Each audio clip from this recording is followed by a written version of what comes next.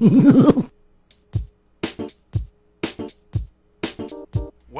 to Game Chat with Bwana, your source for gaming news and reviews. Now, here's Bwana McCall.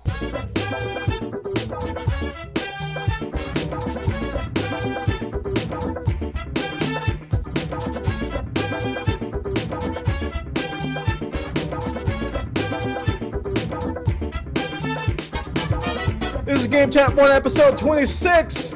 26 episodes of Game Chatness. Oh my goodness, we're here again. This is Monday night, August 1st. What happened in July? I'm trying to remember. There was Independence Day, and then it was August. All of a sudden, just the whole month just went by, and nobody knows what happened. It was like somebody just sneezed, and it was August. This time, I don't know what's going on with the time space-time continuum. I might have to consult Captain Picard and all kinds of starship captains to give me scientific knowledge from the scientific science fiction perspective. But this is Game Chat with Bwana. We're not going to talk about science fiction. We're going to talk about games. The last 7 days of gaming news, 7 days of gaming stuff.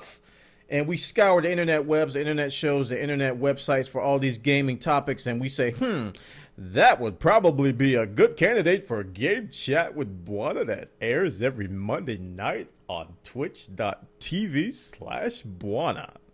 And then we go in and we say, okay, let's talk about this one, we'll talk about that one. And then all of a sudden, there will be this giant gap, and we'll be like, oh no, Bwana forgot to talk about Reggie's third ear. Quickly, we must submit this story to Bwana.tv/forum so that he can be aware of Reggie's recent acquirement of an additional hearing aid. And then I talk about that story. We'll go through the entire forums, and we do that, and then we record it and put it on the web, and you guys watch and giggle, and then you subscribe and you tell your friends, and then we repeat the whole entire shebang every week, every Monday night at 8 o'clock. Eastern. And we tried it. This started as kind of an idea. This started as like, hey guys, what about if I make a show and we talk about games? Everybody's like, yeah. And then I turned to Keanu. I was like, well, I didn't expect this many people to and then all of a sudden we got 26 episodes, but we're not going to continue to act stupid. Stupid people. I came here for gaming news, and this guy's just acting like a big clown on the camera. I want my money back. But before I continue, I'm going to talk about the Tech Podcast Network. If it's tech, it's here. Go over to techpodcast.com. Tech Podcast is a great, great community of podcasters, gamers like myself. And we talk about tech, but this community is built to help each other out so that we can go through the ropes of building a podcast, building an RSS feed. Like, what the deuce is an RSS feed? Well, you go to the Tech Podcast Network, you ask us on the mailing list, we say, hey, an RSS feed is an XML file which represents a collection of your posts that can be aggregated across the internet. And you'll read all that jargon, and you'll be like, I don't know what that means. And then somebody like me will come along and say, just do this. And then you'll do it, and your podcast will be out there. So it's like a collection of experienced podcasters to help new people along. We cross-promote. We give you some tips and pointers and tricks. And then, if you become a seasoned podcast, you get a lot of viewers, a lot of following. We even hook you up with ad deals over the Tech Podcast Network. So check it out, guys. Go over to techpodcast.com. Check us out over there. And I highly encourage you guys to subscribe to the podcast over there. And if you're an aspiring podcaster, to also check us out over there. So without further ado, we're going to talk about our first story. Our very first story. And we're going to talk about Evo 2K11. Evo 2K11. This is a very, very, very, very, very popular fighting tournament that takes place. And all these video gamers from across the globe come together and they just knock each other out. They beat each other senseless. But they don't do it in real life. No, they don't do it in real life. They do it in these video games. And the reason I'm talking about it is because this particular blog post talks about some of the highlights. The highlights which come from this massive tournament, and they're mainly surrounding Marvel vs. Capcom 3, which is the new chick on the block, basically the new Rey. But There is just all kinds of great games, including Street Fighter and Mortal Kombat and all kinds of stuff like that. But there's one video in particular that I want you guys to check out when you go view these highlights. There was this 8-year-old kid named Noah, and he was exceptional. You know, I used to play a lot of fighters. I used to play a lot more than I do now. I used to play a lot of Street Fighter. I used to play a lot of Tekken. And I also used to play Mortal Kombat as well. And I was pretty good at the game. I was really good. I prided myself as being very good. And this kid showed up at Evo, a little tiny kid. And basically just wrecked fools. That's the only way I can describe it. He just wrecked fools. He just beat people down. I mean, you see these grown men, these teenagers, these grown men sit up there with their fight sticks, and this little tiny miniature warrior, this stature of fighting goodness, was tearing people apart. It is definitely it's a sight. It's actually the very first video linked in this on this blog post. Check it out, man. You'll see some of the moves he does, and you'll see the crowd go wild as this kid wins. Because I mean, you can't help but root for an 8-year-old kid to just win a big tournament like this. It just really just it's an amazing thing to see. Now, I think he placed in the top 50. I don't know. Yeah, they even say it in here. He placed in the top 48 out of more than 1,000 entrants. The top 48 of 1,000 people, this 8-year-old kid was stomping people. So check this out, guys. This is over on GameSetWatch.com. They got the details about this Evo 2K11 highlight reel of all the other matches, including the finals. And but I really want you guys to check out this Noah kid, this 8-year-old kid, because he just really ripped it up. So great story over there. Check it out.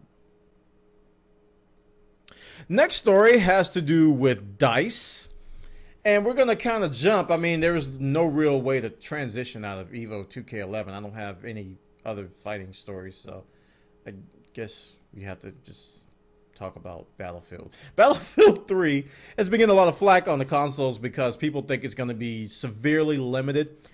We saw stories about the maps being limited for the infantry.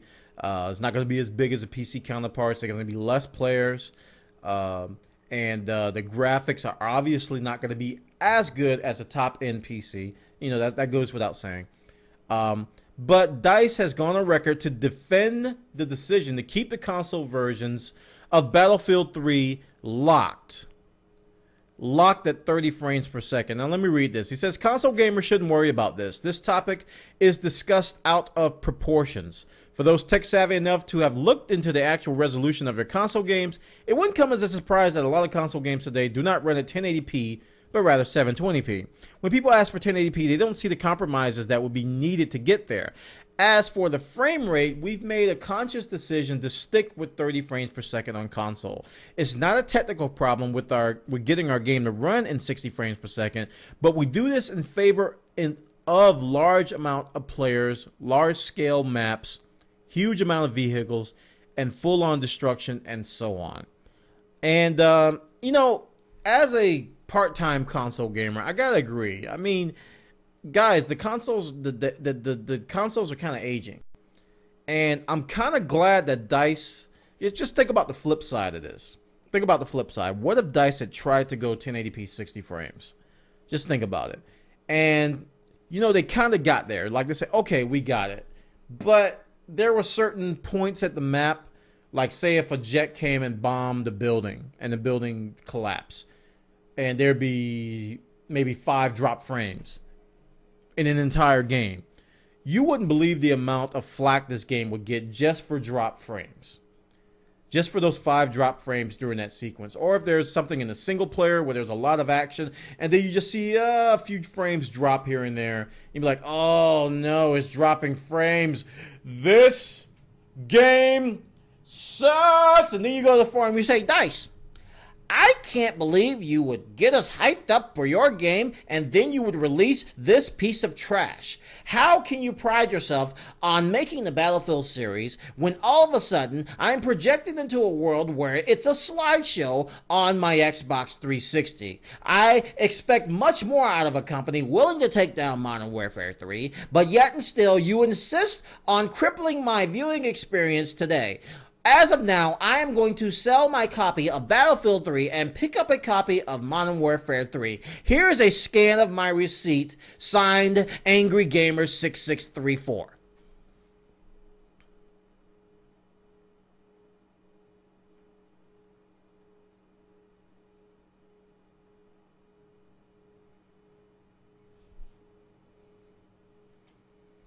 I think it's a good idea to do this. I actually do. I would rather have the game be smooth and at a decent resolution so that it doesn't interrupt the gameplay, because this Battlefield does have big maps. Battlefield does have a lot of vehicles. You guys who play Bad Company 2, this is not that. There's not going to be just one helicopter, or there's not just going to be one tank. It's going to be lots of things going on. So I would rather have a locked 30 frames, a solid 30 frames, than I would have a choppy 60 frames. So check it out, guys. This is over on PlayStation Lifestyle.net, obviously a console-based website. And I mean, I can't get upset at DICE about this. There's a lot of other things I can get upset about. That I can, I can contact them and say, hey guys, maybe you should consider this or whatever. But to lock it in 30 frames, I don't have a problem with that. Generally I stream my games at 30 frames, so I'm kind of used to it. I play a lot of games online, I stream them, and I generally set it to 30 frames per second on my PC, which can do higher than 30 frames, but I'm used to it. So check it out, guys. PlayStationLifestyle.net has the details over there. Now we're going to travel along to the herp department of Ubisoft. Let's go, guys.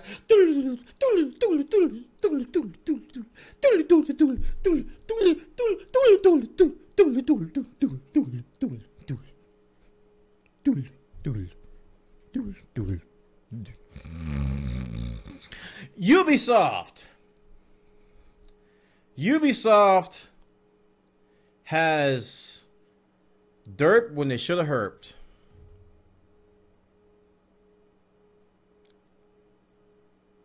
Apparently in Driver, San Francisco, which was featured at E3, it's going to be a retake on the Driver game. Ubisoft is going to reintroduce DRM on their PC games. It's going to require a constant internet connection. Now, this is something that was a controversy a while ago. There was a lot of outrage, just like this article says. Boycotts, DDoS attacks, all kinds of stuff. And then all of a sudden they brought back offline play in the past. Now they're bringing it back. Your game will have to be online. It's going to be constantly checking to see if you're online as a means of controlling piracy, otherwise known as DRM. So if your internet goes out, or you just don't want to go online, or you're playing offline, or you're in a laptop, you're in a hotel or that doesn't have internet, you want to play a game, or you're in an airport where you want to play a game, just situations where you play offline. And I've had those situations before. You just want to play a game offline. You don't want to be connected to the internet. You can't do it. Not with Driver San Francisco. Now, there always when we talk about DRM, there's just all kinds of controversy, all kinds of different sides of the story. You got to look at it from the company's perspective. You got to look at it from the user's perspective. But DRM in its current form is broken. I think everybody can agree with that. Even the companies, I think they can agree with that. DRM in its current state is broken. And unless someone comes with a better solution, there's always going to be controversy. There's always going to be issues with these limitations that they put on paying customers. It's I don't know. I don't know what to say about it. I'm just not happy. Especially, you would think Ubisoft would have learned their lesson. You would think a company like this would have learned their lesson, just given all the outrage and the DDoS attacks that people just went nuts about, and they just went right back to it. Okay, so I'm not going to harp on this too long. Check it out, guys. This is over on /dot.org. Check it out. They got the details over there. Game Chat with Bwana is recorded live before a worldwide audience every Monday night. You can participate by suggesting news stories. Just register an account in our forums at bwana.tv/forums.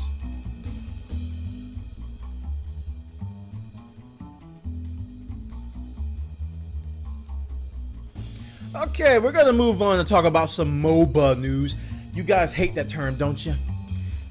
I get comments, I get feedback. Bwana, please, for the love of bacon and toast, stop using the term MOBA. Stop using MOBA. Call them Dota clones. Don't call them MOBAs. Multiplayer Online Battle Arena is what MOBA stands for. And yeah, that's what these games are being classified as. League of Legends, Han, all the other clones that are out there. Even Bloodline Champions is classified as a multiplayer online battle arena. But this story that I want to talk about here has to do with Valve. Valve is backing and has purchased the rights to, and even copyright, stupid thing, Dota 2, Defense of the Ancients 2, which is the follow-up to the popular Warcraft map called Defense of the Ancients, which spawned Heroes of Newerth, which spawned League of Legends, and all these other MOBAs. I said it again. All these other MOBAs that popped up that you guys have probably never heard of, but you'll be amazed how many are out there. So Dota 2 will be featured at Gamescom on August 17th through the 21st. And not only will it be featured, they're going to have a tournament. They're going to have a tournament called the International, and it's going to feature some of the top Dota players playing Dota 2. And apparently, according to the quotes in this article, these people have been playing Dota 2 already. So they've been practicing on Dota 2. But it's going to be unveiled in Cologne, Germany. Gamescom, August 17th through the 21st. And in addition to the cash prizes awarded by Valve, NVIDIA is going to be providing all the hardware for the event. And some other news that people have been waiting to hear. There is a blurb in here that the game will be released sometime this year. So we can bet on the game being released sometime this year. I don't think it's in this article, but I found it in another article where Gabe was quoted as saying that the game should be out sometime this year. Defense of the Ancients, these are the MOBA type games, and it's going to be pretty interesting to see how Valve has taken this intellectual property and kind of made it their own. We've heard all kinds of things like it's going to be free to play, that they're going to have hats. Little men running around with hats. That's just crazy talk. Hats in a Valve video game? That'll never happen. But this is going to be a Gamescom. I'm definitely going to be looking for footage. If it's not going to be streamed live, I'm going to be checking this out, see what this Dota 2 is all about, because I am looking forward to it. Check it out, guys. This is over on Steam Powered. They got the news over there on their main news feed. So let's do a Steve Jobs. Oh, and one more thing. One more thing. Heroes of Newerth just went free to play. Those of you in the MOBA circles are going, Qua? Quippy? Quaptastical, what? Yep, Heroes of Newerth is free to play now. They have gone and done it. After we talked about all the success that League of Legends has had, I think we talked about the last show, that they have like 17 gajillion people and like so many hundred billions of thousands of people and millions of jillions of tens of hundreds of thousands of people playing at any given moment. and blah, blah, blah. They've made $6 gajillion and all these other numbers that I'm just making up right now. But they're doing well. League of Legends is doing well. Heroes of Newerth was not free to play before. I think a lot of people didn't know that. This was a pay-to-play game. It was about $40 out of the box. And you had access to all the heroes right out of the box. And you would play Heroes of Newerth. Whereas the League of Legends free-to-play model was doing a lot better. So I think Heroes of Newerth now knows that they're in a situation where they have to get more players. Because of that last story I talked about, that last story I talked about, the whole Dota 2, yeah, Defense of the Ancients 2 is coming out sometime this year and could easily basically put Heroes of Newerth out of business. Because right now League of Legends is leading the pack, and that would put Heroes of Newerth in 3rd place. Yeah. So a lot of people are getting upset. Let's go to the FAQ. I have this linked as well. There's an FAQ on the Heroes of Newerth site about how Heroes of Newerth is now going free to play. Let's make this a little bit bigger so we can see it better. So what's going to happen is that everybody who's bought it, which is me, I bought mine for $10 when it was on sale. You will be marked as legacy accounts. You will have a special account called a legacy account. And right as of now, I think it was Friday, they made this announcement. I think it was Friday.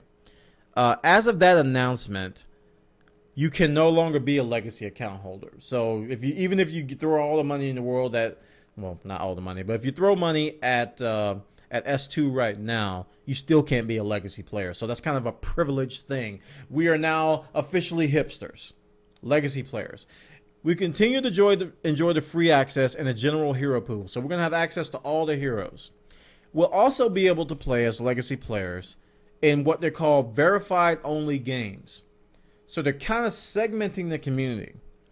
All the people who have bought Han will be able to play with only other people who've bought it. So in essence, if you bought Han and you like, I can't stand this free-to-play scum.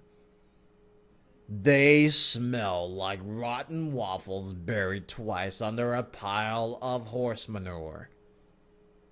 I hate them with everything in my being. So if you're that kind of Han player, you don't have to play with the free-to-play players. You can play with verified-only players. Or you can play the basic games, which include all the free players. Now, that's okay. You know, that's not a big deal. That's not a huge deal. I think a lot of the players actually preferred that. So that nobody's really complaining about it. Now, the big controversy right now, and I think every Han player I have talked to, whether it be on Twitch.tv, whether I've read on forums or I've read on YouTube videos, this feature called Early Access is the thorn. Early Access. Now, what's going to happen is that as Han gets older, as Heroes of Newerth gets older, it's going to add new heroes. So every so often they're going to add new heroes. Just like recently they just added one called Monkey King.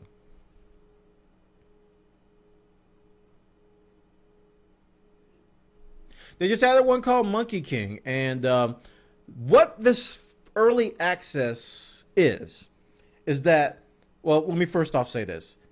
If you're a legacy account holder, if you pay for the game, you get all new heroes free forever. Okay? You get all new heroes free forever. But what early access does is that it's going to give certain individuals a preview period to where you can pay money to play this hero during this preview period on a ladder everywhere else while nobody else can, not even other legacy players. So you're kind of paying for the privilege to play the character early. This has got players up in arms. I can't find anyone who actually likes this. And it's something that I think, because it's different. This is one of the drawbacks from the previous Han. When a hero came out, everybody had access. There was no preview period. There was no paying of money. So these players feel cheated because they think they're, S2 is trying to get them to pay more money. And that's exactly what they're doing. That's exactly what S2 is doing. That's exactly what they're doing. They're trying to get the currently players that are in the game to actually fork over more money. And players don't like that. Players don't like that. So those are the two main things. I mean, there are some other things. They got a thing on here. I already paid for Han. Was my money wasted now that it's free to play? And it says, not at all. Legacy accounts are now a rarity. Part of our old business model, you're getting additional new content for free, which is a perk. No longer available to new accounts. So you're going to be elite. Yeah. So, yeah. Those are the main things that Heroes of Newerth kind of undergone. And I had a community free-to-play type thing on, I think it was Friday. We invited some people to play. Some people were new, some people were not. And we actually did have fun. But one of the issues, and I talked about this in the pre-show, one of the issues that a lot of competitive games is suffering from is just poor sportsmanship. Or in StarCraft 2, we call it BM, for bad manners. What happens is that as new players come into the game, there is no leniency. There is zero leniency. You basically are projected into a meat grinder. If you don't, for some reason, you're supposed to be a new player, pick up the game, and automatically know what to do, where to go, and how to do everything. If not, you get just destroyed. Same is true as COD, same is true in League of Legends, same is true in Bloodline Champions, same is true as in Han. All these competitive games have that in the community. But if you were to rank them in like a tier or a top 10, Heroes of Newerth is exceptional. I think these guys pride themselves on being complete jerks to new players. I mean, League of Legends has them too. I've come across a lot of people in League of Legends that are the same way. But Han just, it's like they get achievements for making a player cry and uninstall a game. It's like they're playing, they're going, you suck. Why don't you just take your mouse and eat it, and then just grab your foot and then break it, and then just take your fingers and donate them to charity because they're useless. And then the player goes, I hate the world. And then he uninstalls, and then achievement pops up. Bling! BM award. I really think there's something like that going on. Because I can't figure out the motivation of why these players are so mean. They're just mean. It's just straight up. There's no other word to come up with. They're just, why don't you just take your gun and shoot yourself? You know, they just say stuff like that. It's just bad. Very, very bad. I'm not making that up. People actually say stuff like that. Why don't you go kill yourself? I'm like, what? This is a game. Wow. Wow. But like I said, a lot of competitive games out there, even StarCraft. I mean, you go in the StarCraft 2 ladder, same thing happens. Bloodline Champions, League of Legends, same thing. But it's like Han, they get achievements for it. They pride themselves on it. They're like, yes, I made a newbie quit. Yep, high five. Yeah, high five. Yep, I got 10 newbies this week. You know, it's bad. It's bad, guys. So check this out. You can try Heroes of Newerth for free. After that speech, I'm pretty sure you want to play right now, right? Go to heroesofnewerth.com. Go to heroesofnewerth.com and you can sign up for free. There's a giant splash screen, giant sign up form. Say play now. And you don't have to pay any money at all to get started playing Heroes of Newerth. It's not that big of a download, pretty fast. And look for us on our stream to where we're playing it, because I think that's a good way to learn. Or find some friends to practice and spar with. Because if you jump right into the competitive ranked games, or even the public games, you're just going to get, there's just no mercy over there. So check it out, guys. This is over on Rock, Paper, Shotgun, and also on heroesofnewerth.com, where they have the FAQ if you want to check out some of the frequently asked questions regarding Heroes of Newerth going free to play. Heroes of Newerth going free to play. Check it out. Okay, we're gonna travel back to the herp derp, the herp derp, the derp, herp derp, the derp tastical derpville.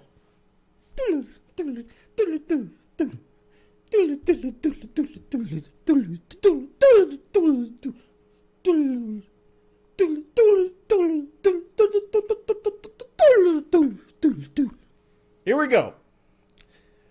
Diablo 3. Diablo 3. Diablo 3. After BlizzCon last year, I think a lot of us who watch the Diablo 3 footage and, you know, the rune system and the customization options and all of the nifty, juicy, candy-like features that were coming to it.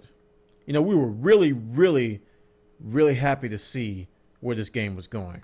And I know a lot of people were really like, you know, when Diablo 3 comes out, I'm going to take vacation. I'm going to divorce my wife. I'm going to sell all my clothes, sit naked in my room with a gallon of Hot Pockets, and I'm going to play Diablo 3 for 17 months straight. That's how awesome this game is. You know, people were saying some outlandish stuff like that. And, you know, it gave us a lot of reason to get excited because it was, I mean, Blizzard promised us the world. But today we got the real deal. Now I've learned since Modern Warfare 2, you know, I got hyped up about that game, and it was just like, oh, but wait, there's a little caveat here. No dedicated servers. Bye. Troll face. You know, they run away troll face. That's what Blizzard did today. Blizzard Activision did today. Diablo 3 got a trio of horror news, and I think that's a good way to describe it. That Rock Paper News said it. First thing is that, remember that DRM that we talked about with Driver San Francisco that Ubisoft's doing? Yeah, Diablo 3 is going to have that as well. There will be no offline mode for Diablo 3. Now, I played Diablo 2 a lot, and a majority of my play in Diablo 2 was offline. A majority of it was offline.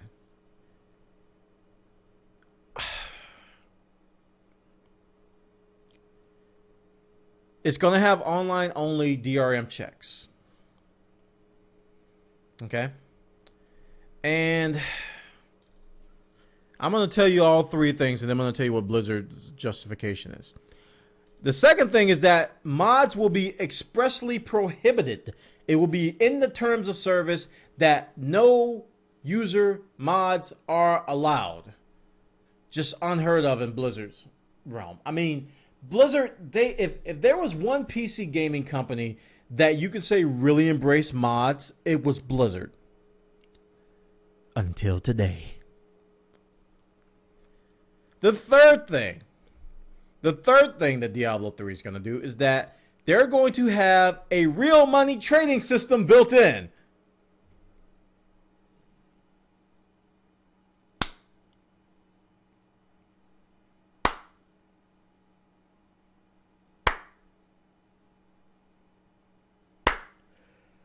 A real money trading system built in. There is going to be an auction house where players can buy and sell items with real currency. Real money.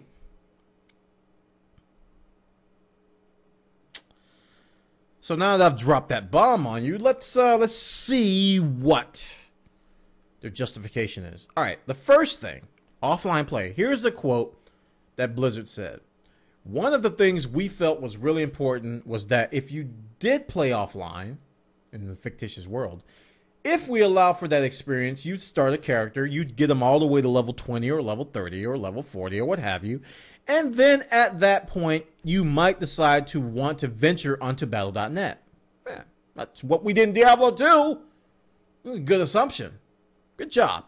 But you'd have to start a character from scratch because... Now, let's just stop right there. Why do we have to start a character from scratch? You just put that in there. That's your assumption. That you put that in there. You'd have to start a character from scratch. No, we don't know. You just don't just throw facts in there. Because here's their justification. But you'd have to start a character from scratch because there'd be no way for us to guarantee no cheats were involved if we let you play on the client and then take that character online.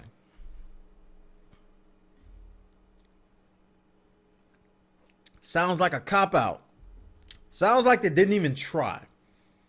Like engineers were going, well, how are we going to check if players are cheating with the client? I don't know. All right, well, we'll just make it online only. Who's going out for beers? Who's buying? Yeah, let's go. Let's go. Yeah, we don't have a deadline for this game. Come on, guys, let's go out and get drunk.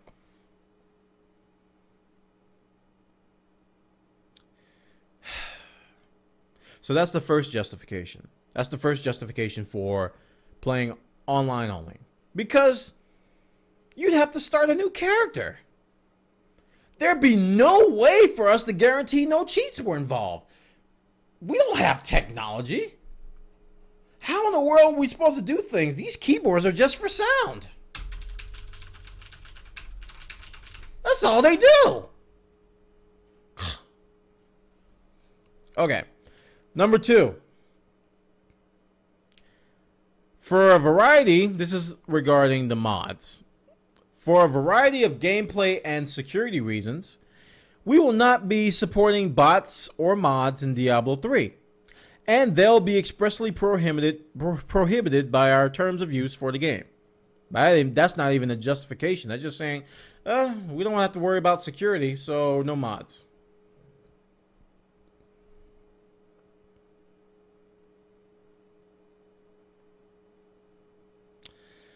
And number 3. Number 3 has to do with the real money trading system. And this is their justification. We think it's really going to add a lot of depth to the game. Depth to the game. If I have more money than time, which we all do, right? Yeah. Last time I checked, I have more money than time. What are you talking about? Hey, Sackboy, do you have more money than time? I think we all do, Sackboy. We all have more money than time. If I have more money than time, I can purchase items. Or if I'm leet in the game, he said leet. They said leet. They said leet. If I'm leet in the game, I can get benefits out of it. The players really want it. Yeah, guys, come on. It's what we wanted. Yeah, this is exactly what we wanted.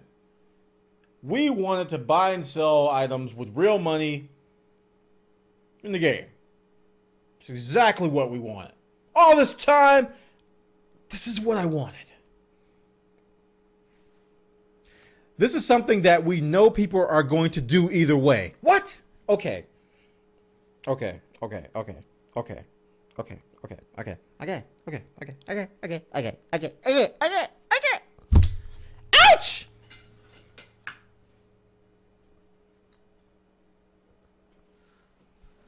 Okay. Okay. Okay. Okay. Okay. Get my mic. Okay. Okay. Okay. Okay. Okay. Okay. Stay. Okay. Okay, okay, okay, okay. How many of you were planning on using real money to buy items in Diablo 3? See a show of hands. Show of hands. Come on, let's see a show of hands. You in the back, yeah. You? Yeah, you were going to buy items with real money? You were? Oh, dude, I was too. I've been wanting a real money trading system built into the game forever. How do they know these things? Gosh.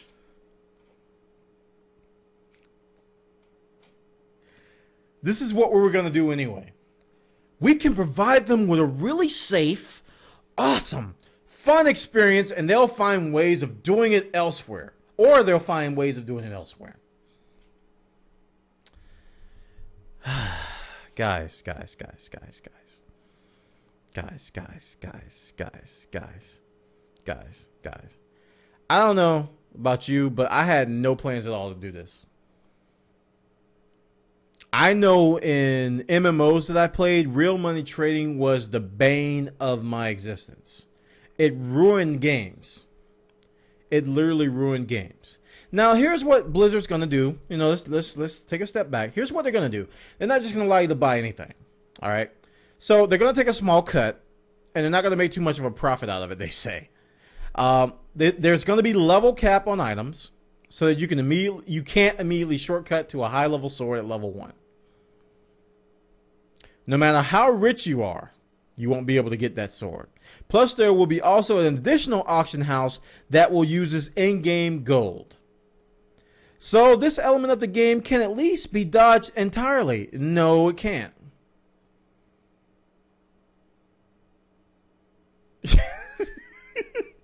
I can't believe they said that. I can't believe. How can you dodge that unless you're going to have a separate server for people with the real money trading from the people who use in-gold? It's going to affect the game. It is going to affect the game. Oh boy. So guys, this is not made up. I saw some comments. People say, "Bwana, this has to be made up." It's not. It is not made up. This is actually real. This is actually legit, and you can look forward to it in Diablo 3.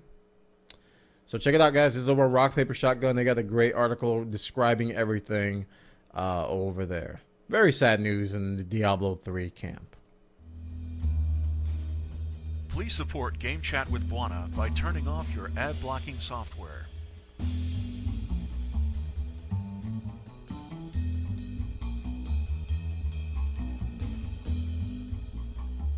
Okay, let's move on. Let's talk about some good news. After that, I mean, how can you have good news? Well, there was some beta gameplay video previews released today. You can go check it out over here on slashgear.com. And let's see, some of the preview features each of the different playable characters, including the classic barbarian, followed by the witch doctor, demon hunter, wizard, and monk. It shows some of the masses of different spells and abilities available in Diablo 3. But it also goes into followers, the NPC allies you'll be able to work with your journey through the environment. So it's a pretty cool video, and you can see how you can control these followers and do all kinds of things with them. Some of the spells look really, really good. I mean, it's what we got excited over. I mean, the game looks good. But you can't ignore what we talked about in the previous story. But if you want to see gameplay footage, you can search on YouTube, or you can go to this article over on slashgear.com. They got some gameplay footage of Diablo 3 and some of the features that we've been talking about for months and months since BlizzCon. So check it out. Okay. Wormside. Bwana, what are you talking about? Wormside. Back in I think it was 1993, 94.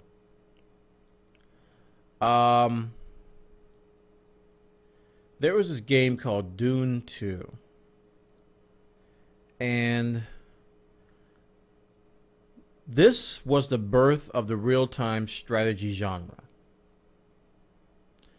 This game single-handedly dropped my GPA by probably a full point in college. Yeah, I would say a full point. I played so many hours of Dune 2. This was really my first PC game that I invested a lot of hours into. And you know, it was made by a company called Westwood Studios. You guys may have heard of them. Following Dune 2, they made a game called Command & Conquer. But this was the birth of the real-time strategy genre. And, you know, shortly after Dune 2 was out, there was this other game that came out called Warcraft. You may have heard of it.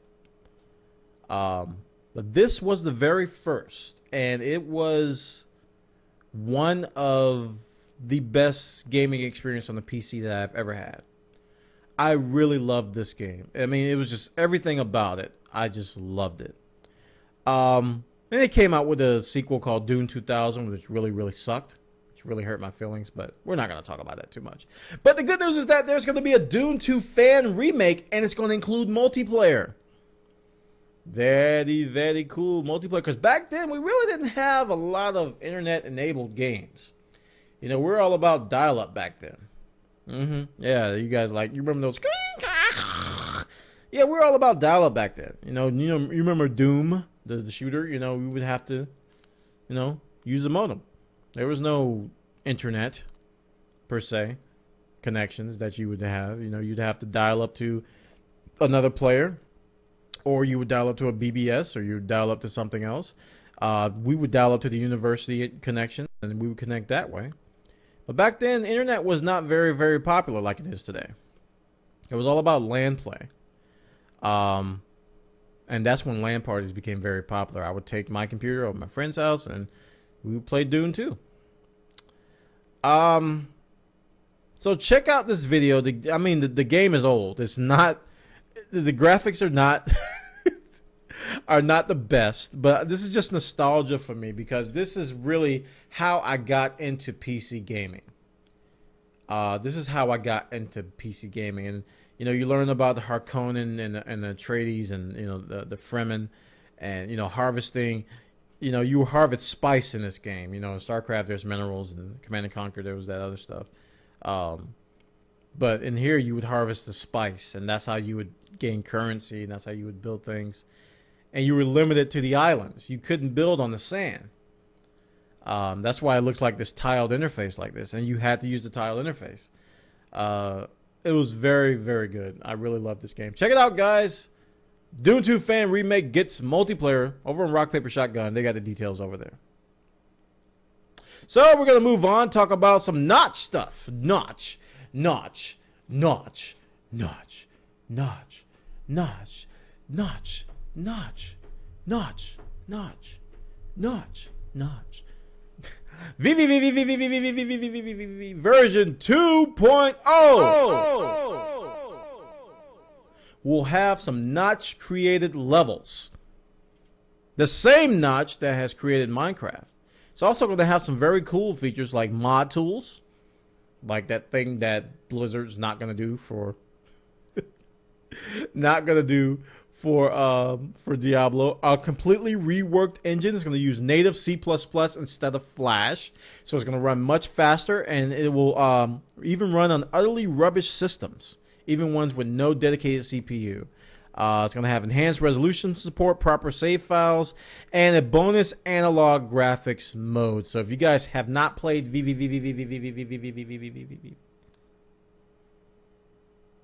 you haven't played this yet, this is a good time to get into it. It's a very cheap game, and I believe it is part of the Humble Bundle, Indie Bundle 3. Yes, it is. It's part of the Humble Bundle, Indie Bundle 3, which is out right now, so you can check it out. Get your hands on VVVVVVVVV version 2.0. Now, the reason I like this game, the gameplay is cool. You can, there's gravity. You can walk on ceilings and stuff.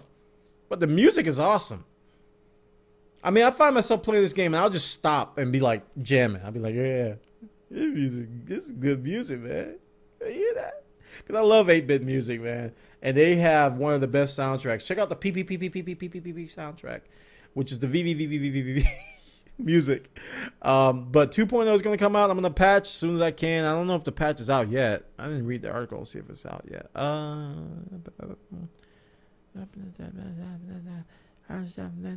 Blog post stuff. I think it is out. But I'm going to check after the show because I haven't checked to see if it's out yet. But if it is, I'm going to patch and get my VVVVVVV on. Now with added notch. Check it out, guys, over on Rock, Paper, Shotgun. They got the details over there. Now, people always tell me, Bwana, you talk entirely too much about PC gaming. And I agree, I do. I talk a lot about PC gaming. A few months ago, I pretty much made a shift. I just played a lot of PC games. I don't know what happened. I think, I got fed up with the Wii. And I got fed up with the 360. So I was playing a lot of PS3 only for a while. Because I just got fed up with those platforms. And then Minecraft came out. And then I was on the PC for a couple months straight. And I really didn't have a huge desire to go back to play console games after that. You could blame Minecraft if you want, but it was kind of like I just lost interest in those types of games because I would play all my shooters on the PC. I would play all the other PC games that I bought on Steam. All the cross-platform games, pretty much, I played on PC. So it was like I really didn't have a reason to use my consoles, and they're dusty. They're all dusty now. And even when I upgraded my PC, that was another big motivator. So when I saw this story about this EA CEO saying that consoles are now only 40% of the gaming industry, I kind of agreed with him. From my perspective, because of my personal experiences. I was like, yeah, I could see how that is. I didn't have any facts, but I was nodding in agreement going, yeah, that's pretty much my time. It's not 60-40, it's more like 80-20 for me. 80-20 for PCs versus consoles, and I have all three of the current generation consoles. But he's going on the record to say that he would argue that the least interesting things about the game industry was that every 5 years you see a new console or platform from everybody at about the same time with about the same or similar upgrades or services. You sort of harvest it and then it'll cycle back. We got used to it. It's what seemed normal, but it's not a particularly smart way to run an industry. Bulges in technology investment followed by a harvest. And he said, let's be realistic. Consoles used to be 80% of the gaming industry as recently as 2000. He said consoles of today are 40% of the gaming industry. So what do we really have? And he goes on to talk about the new mobile platform and all the different Android games that are out, all the different iPhone, iPad games that are out, and that whole gaming industry that EA has tapped into, and Activision as other companies as well, and the whole mobile platform. So it's, I really believe that consoles, this next generation of consoles that comes out, they're going to have to really, really differentiate themselves from other platforms, because the games on the consoles, I go through Twitch.tv. To me is one of the best ways to gauge what a lot of people are playing. Just based on audience sizes. It's like my sample. It's like my own little miniature lab. I go, okay, I'm going to Twitch.tv and I'm going to ignore all the StarCraft streams. I wish I could do that in the filter. Ignore all the StarCraft streams, and I look at who's playing what, the audiences that are there, the amount of dedicated users, and the amount of people that keep coming back. And based on that, I see a lot of console games being one of two things. It's either Halo or it's Black Ops. Whereas on the PC and the other platforms, you'll see a lot of people on the Wii as well playing a lot of WiiWare games. But those are the main two. Whereas on PC, you mainly see StarCraft, that's for sure. But there's a lot of other games as well. TF2, there's Minecraft, there's Terraria, there's all these different emulators that people use. Just pick a title from Steam. You got Battlefield. All the different old Battlefields. You got all the mods from Battlefield. You got Counter-Strike. You got... every time I go and check, there's always some new PC game that wasn't streamed the previous day. And then you got the mobile crowd that I talked about. You got League of Legends, and you got Heroes of Newerth. And people are spending a lot of money in gaming right now. And I talked about Han, I talked about League of Legends and the MOBA. And these kids will go buy a game card, because you can buy these Riot Point cards for League of Legends, and I think Han has similar things. They go buy these cards every 2 weeks.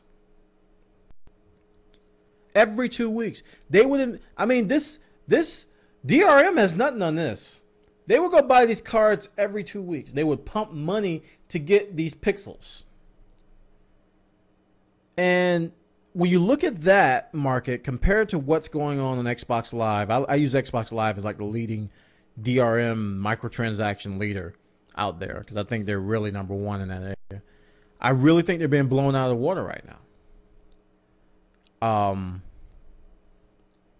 So I mean, I'm not even talking about Farmville. Oh my goodness, I'm not going to talk about Zynga and the freaking Zynga points and sheesh, how much people buy on that stuff.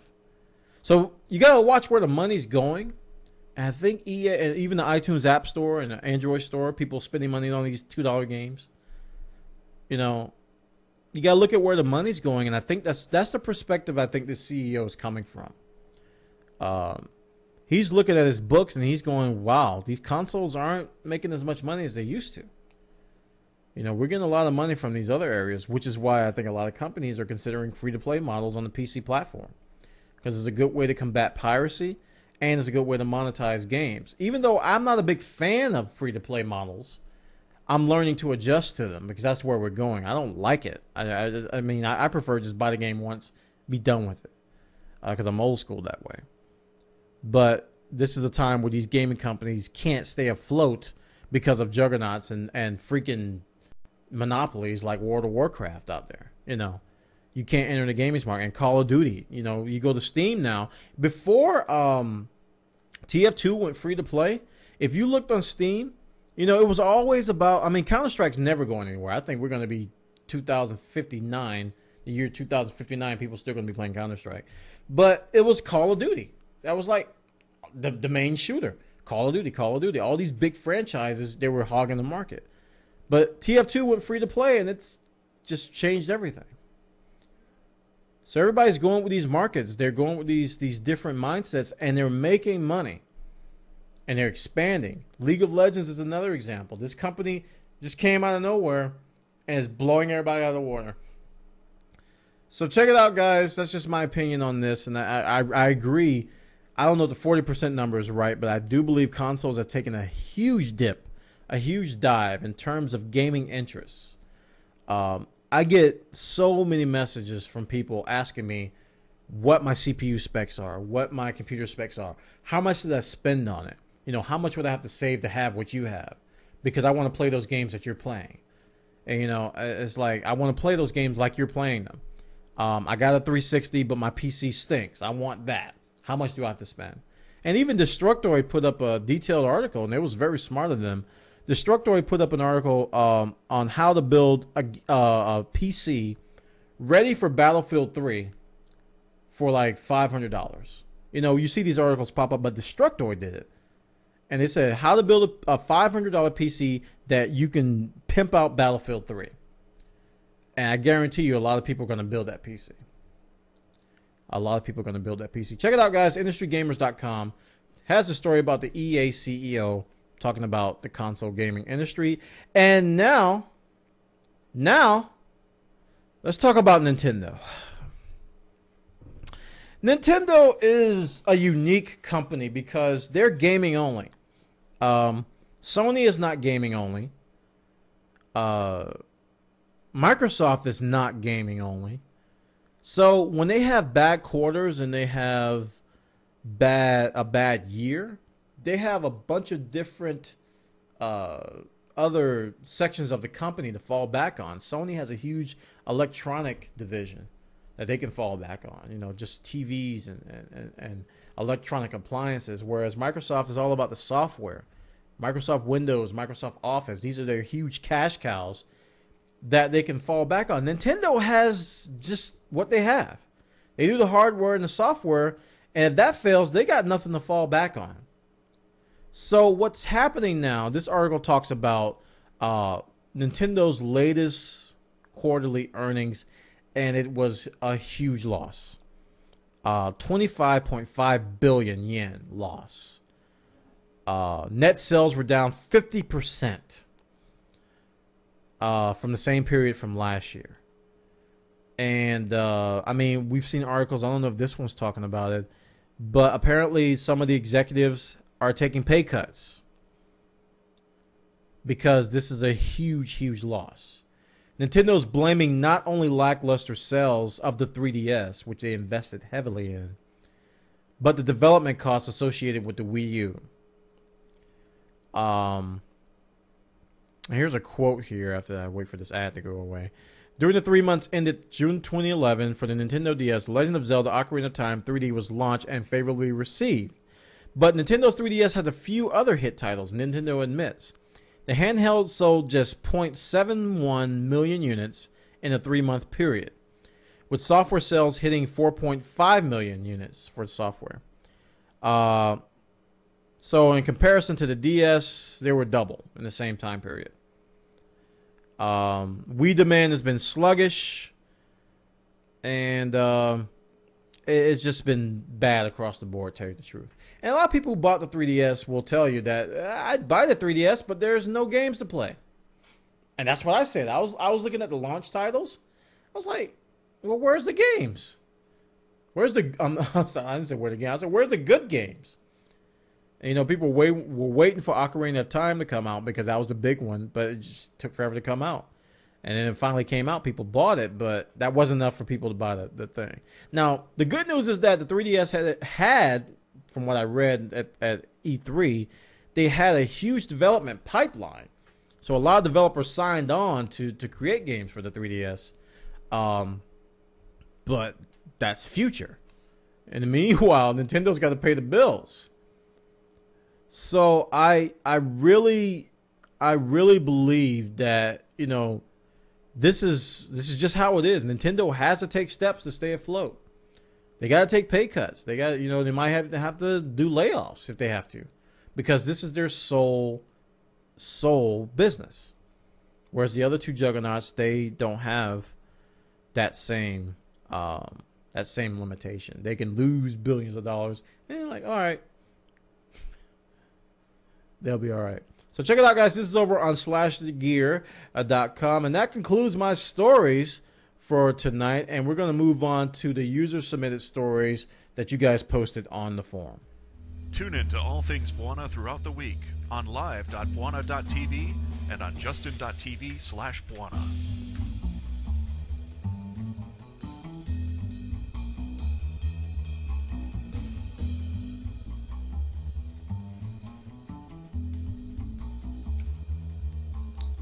Okay, so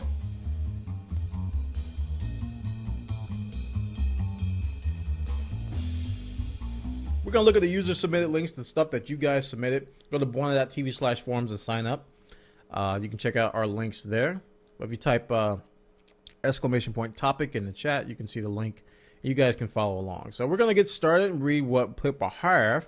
Techniffin has posted a link. Win a trip to Sweden to play Battlefield 3. So you can win a trip to play Battlefield 3 in Sweden. Blah, blah, blah, blah, blah. 2 readers from the UK. So you have to be from the UK. That's the first thing. It's 3 days and 2 nights in Stockholm, Sweden. You'll get hands-on time with the early code for Battlefield 3. Meet and interview the EA DICE guys. Stay in a 5-star hotel. Visit a local range and fire some real guns. And you can still shout "Daka daka daka daka" if you wish. So this is pretty cool. Pretty cool. You can win a trip to actually go to a gun range, as well as play the real game. Your food is taken care of. Meals and drinks will be catered. So it's pretty much all expense paid trip. Let's see. Rock Paper Shotgun's going to do a special podcast. And there we go. So you have to follow these rules. It closes Friday. You must be 18 and a UK resident to enter. You must be available to travel to Sweden on these dates, August 29th through the 31st. Prizes can't be exchanged for cash or other goods. No employees of EA, DICE, and Rock Paper Shotgun may enter. The judge's decision is final. And apparently there are some questions here. Which of these was a real Battlefield game? Ooh, I don't know. Probably Battlefield Wales. I'm going to go with Battlefield Wales. That was a real game. Thanks, Techniff, and that's a good contest for you guys from the UK to enter. Next story, the 10 most pirated games of all time. Let me guess, Black Ops is number 1. I think I read this. Yeah. Call of Duty Black Ops, 4.27 million pirated downloads. Number 2, Call of Duty Modern Warfare 2, 4.1 million pirated downloads. Battlefield Bad Company 2, that's third. Mafia 2, Mass Effect 2, Sims 3, StarCraft 2, Prototype. Oh, Prototype. Such a horrible game. Need for Speed Shift and Street Fighter 4. So those are the top 10 pirated games. Thanks for that link, Techniffin. The Humble Indie Bundle, now with Minecraft, craft. And this is over on the Escapists. This is the latest Humble Indie Bundle. You get Crayon Physics Deluxe, Cogs, VVVVVVV, Hammer Fight, and Yet and Moves. And apparently with this, you get a 2-week pass to Minecraft. You'll get a key to play Minecraft for 2 weeks, absolutely free. It's pretty cool. In less than 3 days, more than 155,000 copies have been purchased, and that's about $750,000 in sales. Top contributor would be Notch, who pinned up $4,048. Very cool. The sale will go through August 9th, so you can pick up the Humble Indie Bundle now with Minecraft. Check it out, guys. Thanks for the link. Thanks for the link, Techniffin. And Homemade N64 Portable. Ooh, GoldenEye. This is pretty nice. That's a nice form factor. I like that. It's an N64 Portable. Is this Ben Heck? Who did this? Looks like Ben Heck's work. Is very, very clean. Unlike similar homemade N64 portables, this one actually looks store ready, complete with a rear loading cartridge slot. Click here for more pictures. Is it going to load a new page for the PS? So let's see how many of these pictures I can look at. Is it going to reload the page on every picture? I forget that. You guys go check it out. Good pictures. Homemade N64 portable. Thanks for the link, Techniffin. All right, Ben Taylor. Thanks for that picture. Oh my goodness, that fish. History says that the 3DS is doomed. Let's see what history has to say. Let's see what history has to say. Nintendo's past sheds light on the fate of the 3DS.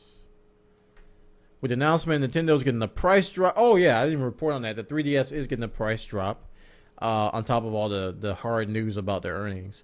Nintendo hopes it turns around lackluster sales of the handheld to get back on track. And history says that whenever Nintendo has dropped the price to something to get sales back on track, it has never worked. I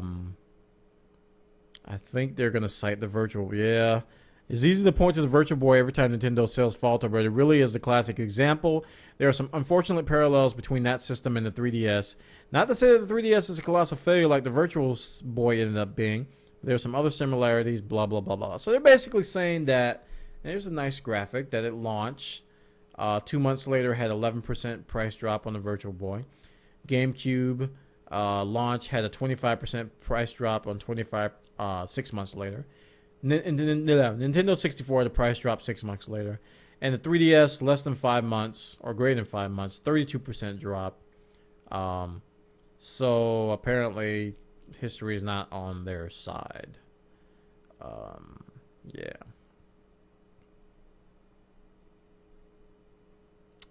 Yep, so thanks for that link, Mr. Ben Taylor.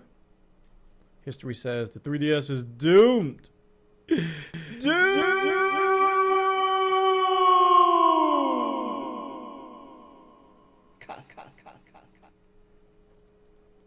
Next story, DICE limits consoles to 30 frames per second instead of the... Yeah, I talked about this one before. Oh no! Stupid ad. Please support Game Chat with Bwana by disabling your ad blockers. Battlefield 3, don't worry about 720p 30. Yeah, this is what I talked about earlier. That they're going to be limited. And I think it's a huge deal. Okay, Emrandil. has some links, and we're going to talk about his. Razer pulls out a Switchblade. Ooh, I'm going to run from that. Over on PC Gamer. Ooh, is that a handheld? Razer pulls out a Switchblade. Mouse and keyboard makers Razer have been experimenting with miniature charms of these ultra portables for some time. First unveiling this concept gaming tablet called the Switchblade at CES. It's a clamshell design with a 7-inch screen at the top and a tactile keyboard that adapts to whatever game you're playing with icons replacing the key symbols. What?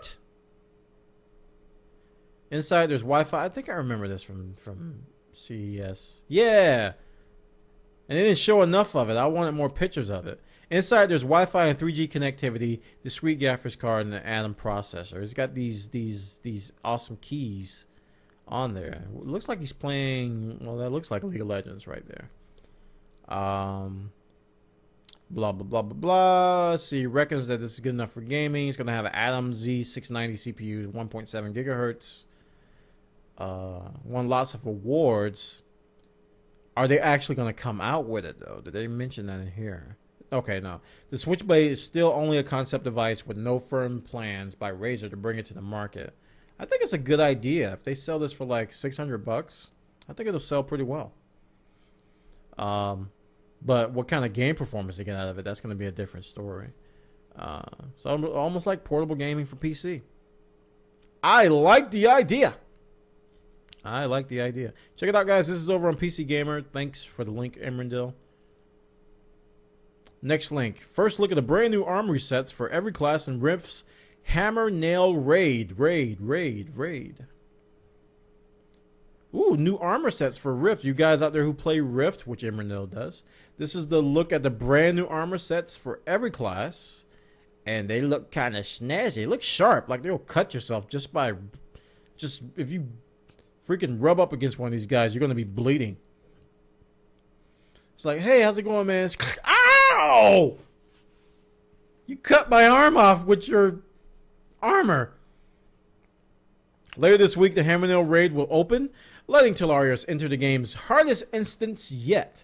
So you got to go through some serious trials to get this nice gear. I don't know if they posted the stats on them, but you get new armor sets, and this is common for MMOs. You come up with new instances and new content, you get new gear. So yeah, they got images down here. Warrior, the rogue, the mage. Mage looks pretty tough. Like he can just kill you with a blink. Clerics, OP. OP. I don't know if the clerics still OP or not, but they were when I played. Check it out, guys. Great link from Emmerdale about Rift, about new armor sets with the Hammernail expansion.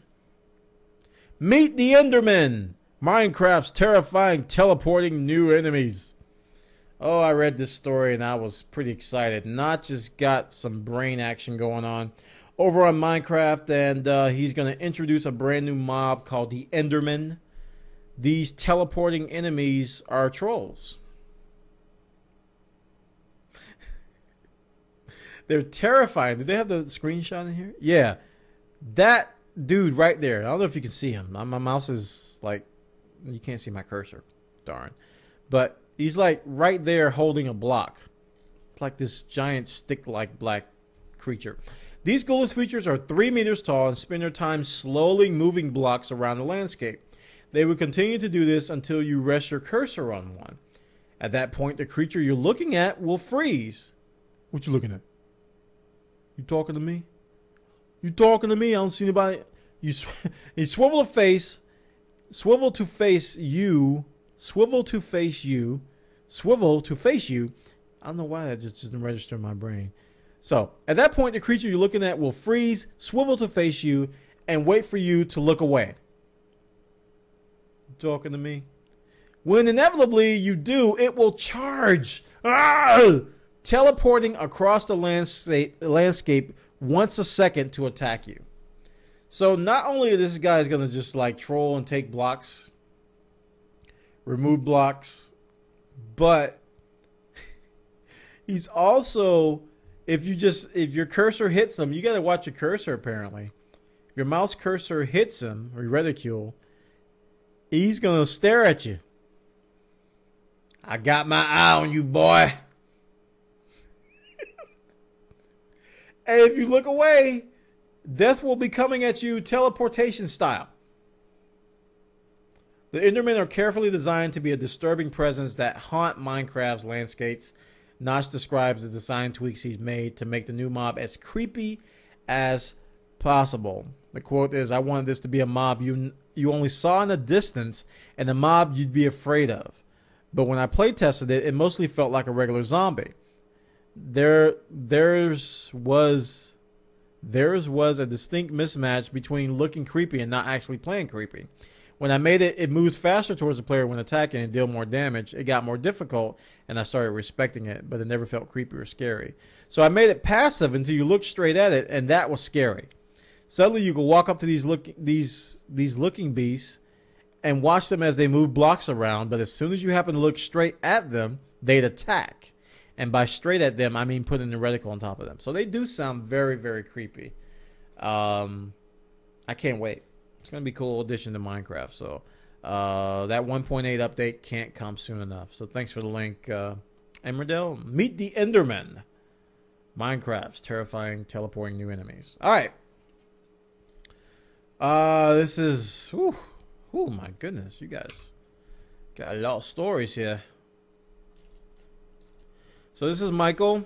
Xbox gamer tragically dies from blood clot after gaming. Yeah, I read about this. Guy apparently had DVT, deep vein fibrosis, some DV something. Basically, if you sit down too long and blood clots develop in your legs and they travel to your lungs or heart or brain and kill you. But apparently this guy was sitting still, 20-year-old guy from the UK. He died from a pulmonary embolism. Yeah, that's the lungs. After spending long hours playing the Xbox. He would play 12 hours a day according to his father. So this is just a warning to you gamers out there. That when you play games, my wife read it, she was concerned about me. I'm like, yeah, hon, I get up and stretch.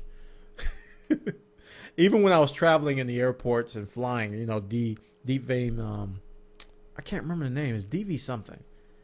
But it was a concern when you sit too long in the airplane seat, you know, the blood would pool in your legs and you can possibly get clots.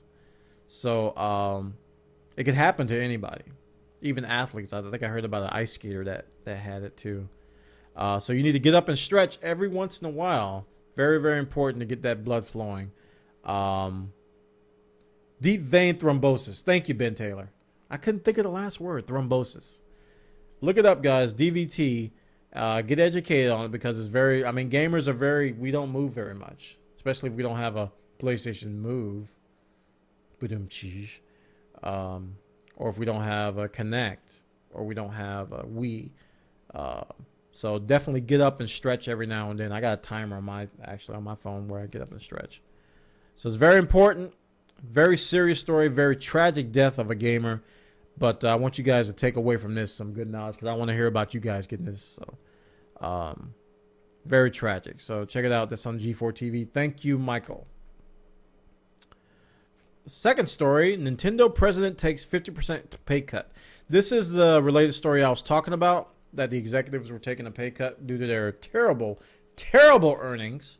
Iwata board directors volunteered to trim salaries to show accountability for poor financials as predecessor Yamauchi loses $300 million in stock value. So Nintendo's stock just plummeted, and he's going to cut his base pay by 50%. Now, guys at this level of executivehood, that's nothing. I mean, they make so much money on stock in other places, and, you know, they can take a pay cut like this, and they will be fine.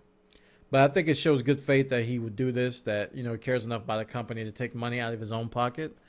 Some CEOs don't have the courage to do that. I really respect Steve Jobs for that because his salary is $1. You know, he prided himself of, you know, his salary from the company was only $1 a year. So I like when CEOs do that and try to give back to the employees. But horrible news from Nintendo, man, and the executives have taken pay cuts. So check that story out. ESPN update coming in August. This is from Major Nelson's blog. You guys using ESPN on Xbox Live, you'll be happy to see this. My Sports, it'll allow you to choose your favorite sports and teams and designate those channels as My Sports. So you can customize a little bit. A mini guide gives you a preview and quick access to all the sports content you care about. A split screen. You can watch more than one game at a time. It's very, very cool. Voice control will connect. We knew that was coming. Scoreboard. See a live college football scoreboard that you can jump to at any time. You can even use a split screen and watch the big game on one side and a scoreboard on the other. Very cool. Reminders. Live alerts. Very cool. So you can get reminders of what's coming up. And, ooh, that picture of them Gators. I'm interested now. Sign me up for ESPN on Xbox Live. They're showing the Florida Gators, boy. Anyway. I'm a Florida Gators nut. It's got some screenshots of the new interface here on Flickr. It's got the little thing at the bottom while the game is playing in the background. Here's a split screen. That looks good. You can watch the thing over here and watch the thing over there. That's very nice. Very nice. And then you got the scoreboard on one side here, and then you got the video over here. Very good. Very good link. Thanks, Michael. Wow, you guys got a lot of links. My voice is dying. New Xbox 360 wireless headset with Bluetooth and media remote coming. So we're going to get a new headset and a new remote. $19 for the remote. Headset's going to be $60. Are they going to improve that wireless headset? The last one sucked. Oh my goodness, the last 360 wireless headset was terrible. So I hope they improve on the sound quality on that. You could tell when people had the wireless headset. It was pretty bad. So it's going to have Bluetooth, so I think you can double and use it on your phone. That'd be pretty cool. And the media remote looks like a redesign. It's black. They're going with the whole black theme now, whereas before it was white or light gray. So these are coming out November 2011. So it's going to be some revamped accessories. And Zelda Ocarina of Time 3D sells 1 million. We were talking about this earlier. And they sold 1 million. So a lot of people bought. This was a highly anticipated title on the 3DS. Yeah, I know people probably bought 3DS just for this game. So nostalgia in 3D, you know, is one of the most popular Zelda games out there. So definitely, I can understand it selling 1 million.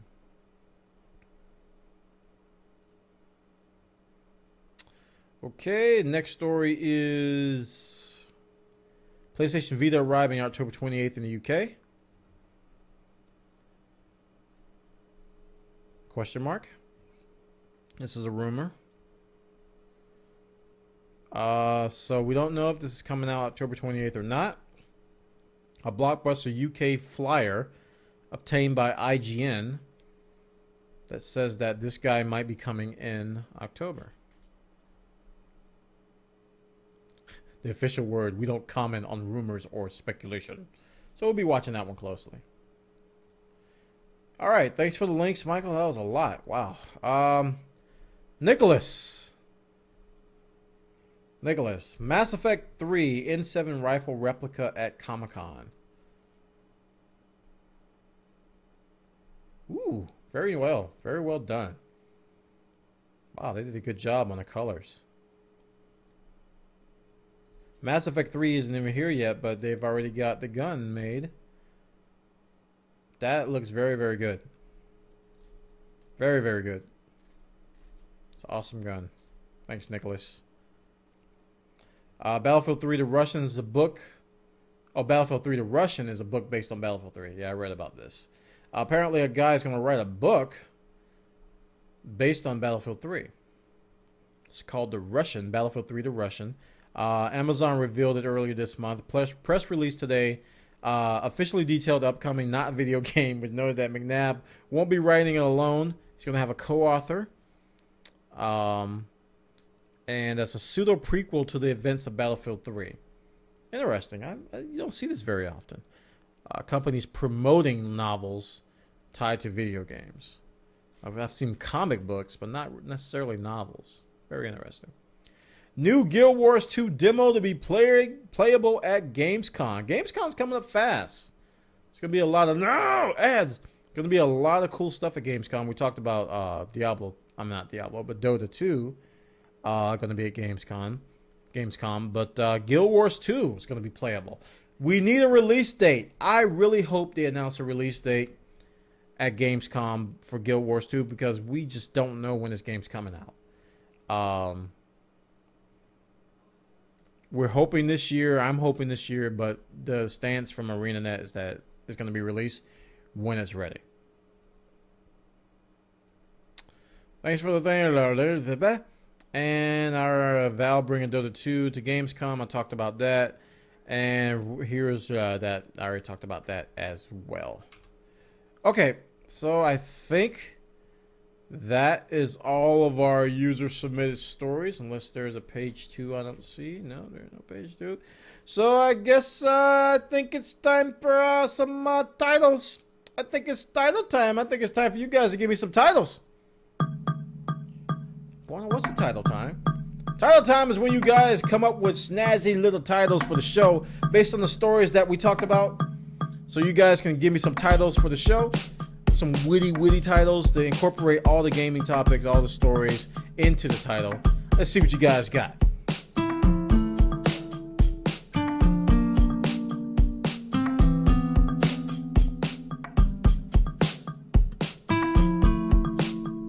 Look through those links, look through those stories. Luxifer says, title, another game goes free to play. Blizzard mod support, 1994 to 2011. That's a great title. Thanks for that, Shadow Gamer. 8-year-old Pones Noobs from Katos. Han, free to play. VVVV takes it up a notch. And Diablo 3. Diablo 3 buy to win. Question mark? I like that. Diabolic schemes at Activision Blizzard. DRM. Blizzard's rich, but still greedy. Let me get a notepad up here. Have that ready. Herp, derp, derpo, DRMs it up. Derp, DRMs, derps it up. Nintendo CDA is free. CEO is free to play. Blizzard hates mods, apparently. Diablo 3 is not free to play. Title Diablo 3, buy to win. Blizzard's new game, you're rich, you win. Han now free to derp.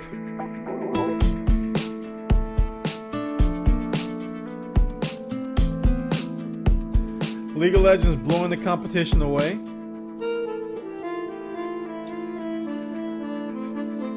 Everybody's on the Blizzard kick. That's good. I mean, that was a major story. Heroes of Newerth. Heroes of Newerth steps back from the big guy, Dota 2. Nintendo just saw an Enderman.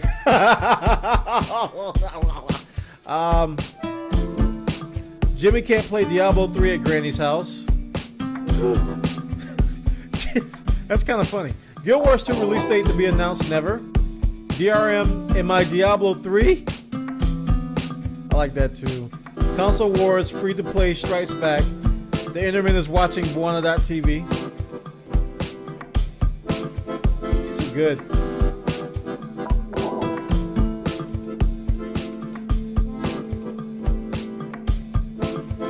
Let's see. Okay. Nintendo cuts back. Diablo 3 goes farther away. That's not. Well, you guys are coming with it. Enderman be creeping Blizzards to stop the mods. Blizzard, no anti-cheating program since 2011. Title: Blizzard freezes players. Blizzard freezes player freedom. Wow, that's hard to say. It's a good title though. So we heard you like DRM and real money trading. Oh, that's good. So we heard you like DRM and real money trading, huh? We heard that about you guys. These are good titles, guys. Alright, I gotta pick some. This is gonna be hard. I haven't had this much difficulty in a while. Let's start at the top here.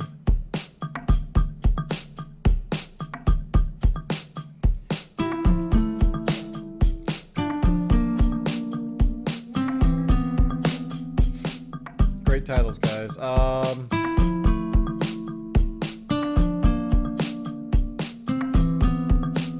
Let's take that one. I think I'm gonna pick 4 today because you guys came with it. Some really good titles.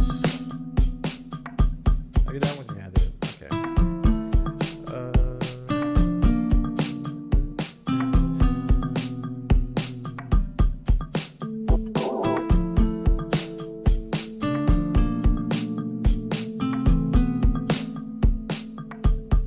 Razor pulls out a switchblade to Diablo 3.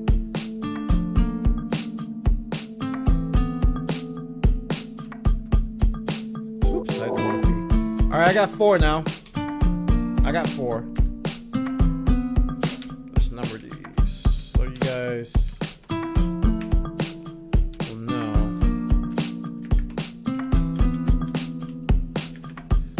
Okay. Alright, here we go. Here's... Whoa, crap. Bwana fails at copy paste. I'm going to get 2 lines at a time.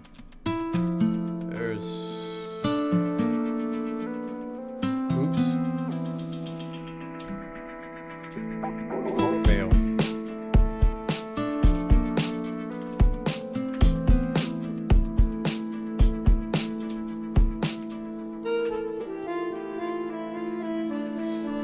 So those are the 4.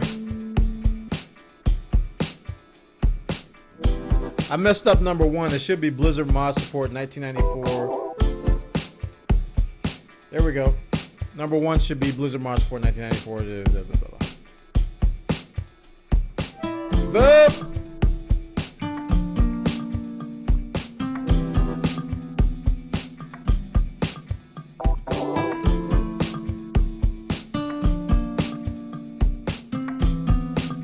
Here come the boots.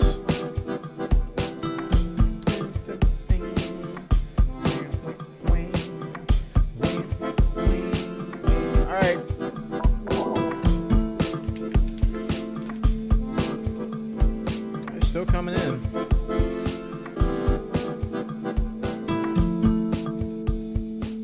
Alright, 10 more seconds.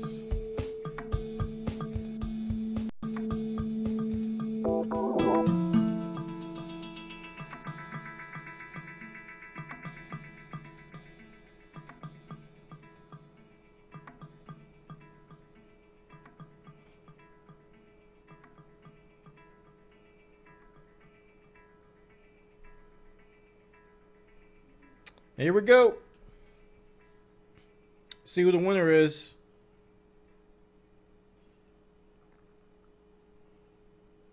Ooh. 4 wins. Yay. 4 wins. So you heard you...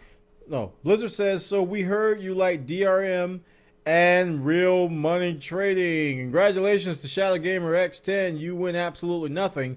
Except bragging rights. Till next week, you are the title champion this week. Thanks for the great title. So we heard you like DRM and real money trading. I want to thank everybody for coming by tonight. That concludes our episode of Game Chat with Bwana. We do this every Monday night.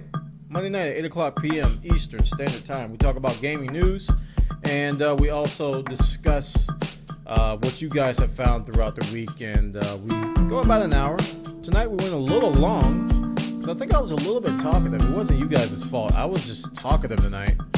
I got to talk about Diablo and other things, and just couldn't shut up. I don't know why. But thanks everybody for coming by. I encourage you to join our forums. Go to bwana.tv/forums. Sign up there, join our community, and contribute to all the different wonderful gaming-related threads and technology-related threads. We don't just do gaming in our community. There's a lot of technology discussion regarding a lot of different tech topics. So I encourage you to join our forums for that. Also follow me on Twitter, twitter.com/Bwana, or twitter.com/Bwana Live if you want to be notified when I go live. Click that shiny follow button on the channel. there's a shiny, jolly, candy-like follow button on my twitch.tv/Bwana channel. And you'll be notified via email when I go live. Or if you have the Justin.tv iPhone app, you'll be notified via a push notification when I go live. So you can be right on top of that.